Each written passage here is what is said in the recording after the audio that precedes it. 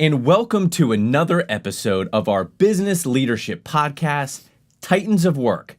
I'm your host, Chris Boltman, along with this guy, my co-host, Josh Downing, and today we're going to talk about something amazing.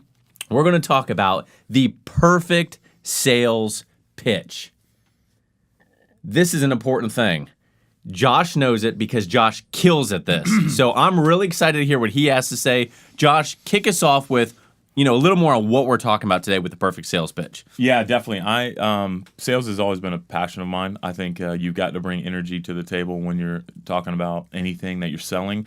I think the more energy that you have with your pitch, I think the easier it is to sell somebody. Somebody gets excited about what you're bringing to the table, then it's very easy to say, okay, I'm in. You're getting excited. I'm getting excited. I mean, that's just how it is. So I would say that even though I just kind of wanted to outline everything from the start because we're getting ready to jump into the topics pretty quickly, is for me, there is no perfect sales pitch. And that's just me in my opinion. I love how we've pitched it as the perfect sales pitch. But I think we both know that in any sales, you're always pulling something off the cuff and you look back and you go, yes, that was a smooth move. I can't believe I'd pulled that out of the hat to close this deal. And that was all they needed for me to assert myself as, somebody that knew exactly what they were talking about at that moment, because a lot of times that's what a sales is. It's kind of connecting on different forms and levels. So and it's flowing with the client. It's flowing with the it's back and forth. Banter, everything. Today what we're going to talk about are 5 topics like we normally do, but like Josh said, these are topics that we have found worked in certain scenarios. Not all scenarios. Some scenarios you take this list and you throw it out the door and you kind of run with it. Somebody wants to go with a completely different process of what you're used to, you roll with it, right? You adapt. I read a really good interview with Mark Zuckerberg on how he interviews prospects. And this is not scripted right now, but he interviews some of the best people for his team by having them come in. He meets them by taking them out and going hiking in the woods. And his interview is literally, they just go hiking together. A long walk, and while they do it, whatever comes up, comes up. And by the end of that hike, he determines on whether or not they're right for the team. Because face it, we can all put together a good resume. We can all put together a good service listing or, good numbers and all that. But you're competing with a million other people doing the exact same thing. There's got to be a correlation with the hike, too. I feel like that's challenging, and he's probably throwing them little one-offs, and you're having to answer it on the spot. Or you're also trying to grab a rock and maybe. I'm sure there is. So as we go through these 5 topics today, you will see that, yes, we have some structure today in what we are talking about, but there's a common underlying theme through all of this, and that is to adapt, take this stuff that we're talking about, and tweak it for every client that you're talking to. Tweak it to make it work for you, your business, and that person. Yeah. So I'm going to let Josh kick it off with our topic number 1. Here we go. So let's jump right in. Topic number 1 is becoming a PI. Do your research on your client, right? Know exactly what it is that they do. Know their kids, know their school teams, know everything about them. I'm not kidding you. The most important thing for me is understanding and knowing my client. So I love that that's topic 1. And just to give you a quick little background of how I approach it, a lot of our sales are, first thing is a phone sale. So there's really nothing that I can do to be observant except for Google their address, find out where they live, and then know the area of the town. So for my business, I want to know exactly where they live and know the median price point that their home is in, because then that's automatically going to gauge for me what they truly can spend. You're not spending $100,000 if you live in a $100,000 house. Let's be real. If you live in $1 million house, you could spend $100,000 like that. So I always do that. That's something about being observant for me that makes sense for what I'm looking for. Another thing is, too, when we show up, or when I show up for a client, and I'm looking to grab information as I'm walking up to the door, because a lot of our sales are in person. We're walking through the home. We're trying to give them the best remodel that they can have for their money. I'm looking at license plates. Buckeyes fan. I'm looking in the car, seeing a Providence Stallion sweatshirt. I'm looking on the rear, saying, Christ Life or whatever. I'm looking for any information within about a 45-second span that I get from there to the door. Or if I get to the door and I haven't grabbed any information, that my alerts are all over the place. I'm trying to pick up anything, and immediately my technique has been I always want to connect on a level outside of what I'm there for. So if I'm here to sell you on a remodel, I want to immediately go, oh, you're from Alabama? Oh, my dad's from Alabama. I'm a big Alabama fan. Oh, well, I'm actually an Auburn fan. Oh, well, never mind. And all of a sudden we create. But you want to get their mind off. This guy's coming in here to sell me on something, and yet you want to create a friendship first. That is the most important key for me. Yeah, and So- to piggyback off of that, every industry is a little bit different, right? So my obviously. industry is online marketing. So the way that I do our PI work is I've got the power of the internet. So, I take a look at their current website. But not only that, I look at archives on the web. You can actually see every version of every single website that's ever been online for a particular company. I didn't know that. You may That's not have pretty cool. known that. No. So That's we're cool. able to see, okay, have they been doing good work for a short period of time, a long period of time? Maybe it's been bad the whole time. We check out how good is their website? Have they done marketing with that? Has it progressed? And then, on the individual level, if I know who I'm meeting with that company, I try to do as much research as Josh. Do they have a LinkedIn? How long have they had a LinkedIn? How many jobs have they had? What positions have they held? Have they written a book? Have they been a keynote at a big conference? I want to make sure that I understand any personal items on them, not in a creepy way, obviously, but to a Right. point where, if I'm going to meet with Josh for the very first time and I know that he just spoke at a massive event a week ago, I'm going to ask him, how was that?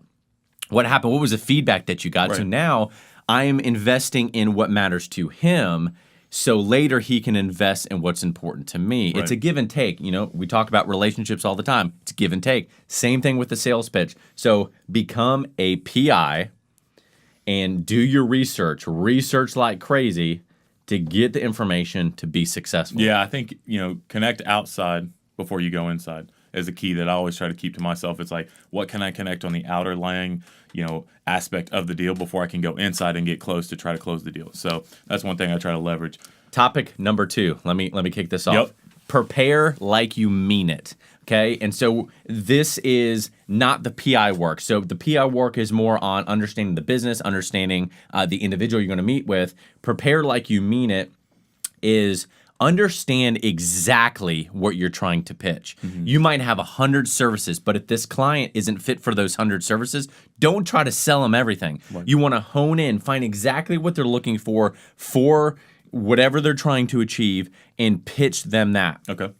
Next is know every single angle. See, this is really important. This is where a lot of people miss, right? So they expect to go into a pitch and it to flow a very specific way, right? We've done our research. We have an expectation that it's going to flow a certain way. But this is what you have to remember. Somebody's going to throw you a curveball, and you have to know how to answer that, how to address that, and how to respond appropriately. So it's really important to go through those things in your mind. Get someone else in your organization to throw out different curveballs so you know how to prepare it. What if they say, you know what, I don't want that service anymore. I want a completely different service. Well, guess what? Now all that prep work you did is thrown out the window and you have to act accordingly. So if you don't know every single angle, you could really miss out. Yep. And the best thing is, don't be scripted, right? We take this podcast, for example. We've got notes on what we want to say. We've got a structure. We got Notes are organization. Very detailed, very long. But if Josh has one word. But at the end of the day, you want to make it a conversation, right? If you're on the phone with somebody and you're talking to your best friend and you're talking for an hour, it doesn't feel like he's selling you anything, right? Because Right. he's your best friend. Talk to somebody, just down to earth. Be relationship driven. Right. Be conversation driven. Don't read a list, and please don't read off of sales sheets. Oh, good You one. want to know your sales stuff. You want to have sales sheets You should never be as a salesman. supporting information. You're But reading look, something. if you have a sales sheet, use it as a supporting document. You leave with them that can communicate with them when you're not there. But when you're there, have a conversation. Go have a cup of coffee with a prospect and just be relational. Yeah, and that ties into exactly what I wanted to say was, prepare like you mean it, topic 2. And the last topic that you're talking about is like, don't be scripted. I am the king of improv, and I think that is one reason why sales are so strong for me, is you have to be prepared for the unexpected. And you probably ask yourself, well, what the heck does that mean? How can I prepare for the unexpected? Well, if you know your product inside and out, then no matter what somebody asks you, you're going to have an answer for it. And the moment that you get asked a question that you can't answer, immediately that person just took a point away from you. So if there's ever something you know what, I don't really know that, you're unprepared. And so I am always prepared for the improv of, hey, what about this? You know what? That's a great question. I think that, I'm immediately alluding to the answer. But it doesn't have to be some elaborate, drawn out, super, formulative answer, you can just be very quick and precise and lead into right back into maybe something you talked about earlier. So Yeah, and I will think say you gotta this, be ready for the improv. and just one little more comment is, if there's something you're asked, the unexpected, and you don't have that angle covered, You always don't tell them, right? Just say, If there's an I'll find that opportunity, yeah. answer out for you. Short answers are great. Saying that you don't know is fine. If you truly don't, it's better than sounding like a you used don't car wanna just salesman, lie. right? Yeah, You don't yeah. want to be a used car salesman. Nobody wants that. And the chances of you closing the deal are slim. Yep. Josh, take us through Topic number three three. is going to be about killing it, owning your sales pitch to a T. And so for me, and what I put in the notes here is just having confidence in the delivery, that I know what I'm selling and is coming off as that I've done it a million times. I know everything inside and out. From our industry, when I started till now, my sales pitch has never changed. I immediately want to walk through the door, connect with them on a different level, get their mind focused off of, hey, he's not here to just take my money. He's here to create a friendship. And I truly am, because that's what we build all of our relationships around, is establishing a friendship that meets a need for a client that's looking to have something done. So I think that you got to be confident in how you approach that, and knowing it transcends across all levels. Yeah, and I would say expect to walk away with the deal. Go in there with the confidence that you are going to walk away with the deal, even when you don't. Because if you do that, you're going to find, if you expect to walk away with a major deal, naturally, you're going to sit a little taller, you're going to speak a little more confidently, and you're going to be laser focused on the end goal for this client. And so you've got to be able to go into a meeting expecting to close that deal. Now, you might not do it. Yeah. You might not do it every time. In fact, a lot of times you don't close in the deal. And if you do, kudos to you. But if you don't, just know that you have to be confident in everything that you do, right? So confidence is kind of the key thing here. Now, one of the things I wanted to point out is turn failed opportunities into leads. And here's what I mean by that. I had a pitch that I was a part of about a year ago. And I felt good about this pitch, right? I worked hard on it. I did my PI work. I was prepared. I knew what offerings I was going to provide for this client. Spoke with confidence. I went in there. I felt like I was going to close the deal, and I thought it was good. And guess what? I didn't get the deal. But this is what I did do. I left that meeting hearing that I wasn't going to get the deal, asking, you know what, we appreciate your time. We're thankful that, you gave us this opportunity to bid, even though we didn't do it. I understand I didn't get your business. Is there anyone in your network that you think might be better suited for my business? They said on the phone, this was by the phone, honestly, I've never had somebody ask me that who has just lost my business. And they said, you know what? Let me think on it. I don't know. I got an email 2 days later with 2 contacts. And one of those contacts turned into a long-lasting client of ours. Now, that was all from a failed opportunity. That's So awesome. basically, take every opportunity you That's great, man. have That's great. and try to turn it into something. Because here's the thing. It's a failed opportunity, right? Wrong. It's always a potential for business. Work great. every angle and don't Yep. give up. Yep, that's great. So topic 4, that's the great story, by the way. Topic 4, know when to close. This is pretty big for me. I think that, again, a lot of people out of there kill themselves out of a deal trying to force a sell to the closing table, trying to force a check, trying to force, them signing a contract. Like, you can't force that stuff. It's going to come to you naturally, and you're going to know when it's going to come to you because you're going to get excited because you're feeling that hey, when you present the numbers of, hey, this is what it costs, and they want to say, yeah, I want to be a part of that deal. Just like when you're buying a car, hey, I'm ready to sign. You know what I mean? But don't ever kind of going back to what Chris said is, when you become so pushy as the car salesman that you're not letting you leave the lot, trying to grab you to other cars, trying to just work you down to that car payment, it's like, don't be that guy. And that might work for car sales, you know what I mean? And that might be their industry. But for me, it never works for me. I'd rather you just let me find what I want, and then I come get you, and then we close the deal because I'm ready to go. But for us, I feel like there's so many guys out there that continue to push and push and push in the sales industry, and the deal's not ready to be closed. And you've just now lost an actual potential client that you could have had. So please understand and know that you're always in the opportunity to close a deal. But if you don't understand when that time is right, then you need to be doing more into the front side of understanding your client, knowing what's coming down the pike, understanding, did you do enough prep work in the beginning to know them that, hey, this guy's only going to close when you bring him this amount to the table. So, yeah, and I would say, touching on this topic and going back to a word we've probably said about 20 times already is confidence. Be confident in what you've communicated in that pitch. And then be patient. Your confidence will lend to more patience. And if you're patient, it doesn't show desperation. Nobody wants to sign on with a person or a company that are desperate, right?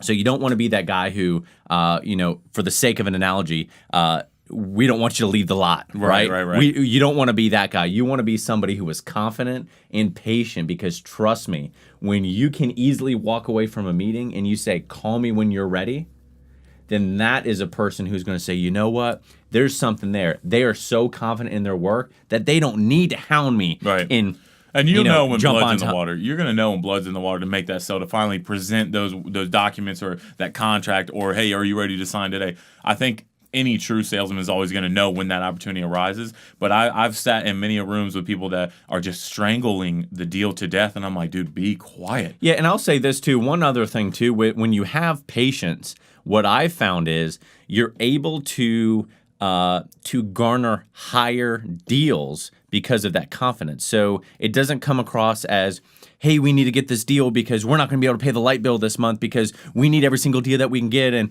I'm really hyper right now, and that's why I got to get your business, right? We want to be patient. Yeah. We want to speak slowly. You want to be confident. Great because the delivery will lend itself well to say, you know what? Yep.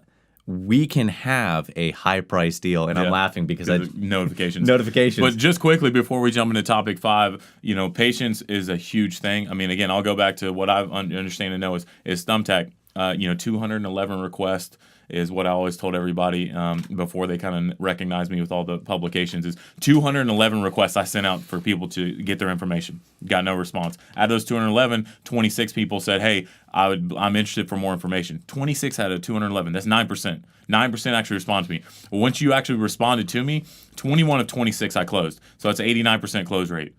And out of those 5 that I didn't get, those are the 5 that hound me out of the 21 I closed. The 21 that I closed ended up being $2.3 million in revenue for our business. Out of those 5, I still, to this day, hit them up. Hey, is there anything else I can do? Because I want to know what I did wrong. Like you said, to choose that opportunity to be better. But, well, hey, it just didn't work out for me. No big deal. But I analyze my losses more than I analyze my wins. So that's a great transition into a wrap-up topic, which is celebrating wins and the losses. Yep. And so why do we want to do that, right? We of course want to do that because, being excited about, an accomplishment is an important thing. It energizes your team. It energizes yourself. It lends itself a good foot forward for the next deal. It's an important thing. And we want to motivate our team. But why do we want to celebrate our losses? I'll tell you why. Because, again, with every loss, there's opportunity. Mm-hmm. You can learn on your mistakes. You can learn to perfect your pitch for the next one, because here's the deal. Your pitch should never be the same from client to client to client. Your pitch should be an adaptive piece that you improve with every person that you talk to. And if it's adaptive and you're improving with every client, then I can assure you with every day that passes, you're one step closer to greatness. Yeah, and that's an important thing. Yeah, that's a great thing. I mean, obviously, one thing that we do specifically was when we started our business, I was like, look, I want to close that first $50,000 deal. Haven't closed one of those yet. Close that one fairly quickly within the first quarter of business. And then our next goal is like, hey, I want to close 100,000 down. The next goal is I want to close down $250,000. The next goal is close $500,000. And so now we've closed all of those down, and we're two quarters, I guess, into business since inception. And, we're looking for that $1 million deal. I want to close down a $1 million deal, and that's now my goal. That's the win I want to celebrate that's next. Because, don't get me wrong, now the 200s and the 300s and the 500s, those are an everyday thing, which is great, and we still celebrate those. We still get excited when we get a deal like that. But I want to continue to push our team for greatness and go for the next big thing. And then if it's $1 million, that's $1.5 million. And, who knows, continue to go from there. It's that step to greatness. Continuing to push yourself and your team to want to be better and not ever get complacent with what we've already done. And I think with the losses, the same thing that you said, we kind of do similar to that. But excuse me, I do a little bit. I go a little bit harder on the losses in the sense of I want to analyze to a T.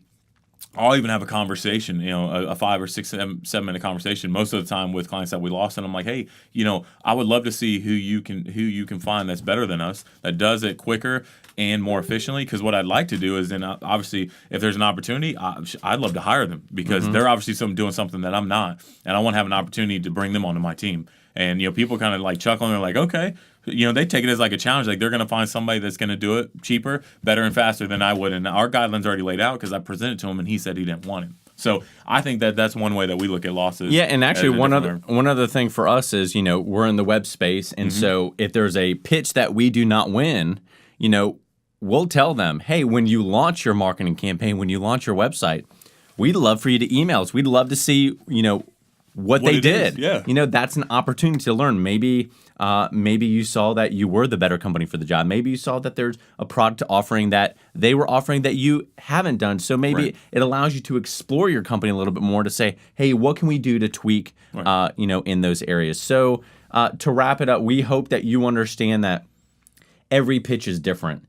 We want to hear from you and your pitch ideas. You might have a completely different flow that you follow. Josh and I would love for you to email us at titansofwork@gmail.com.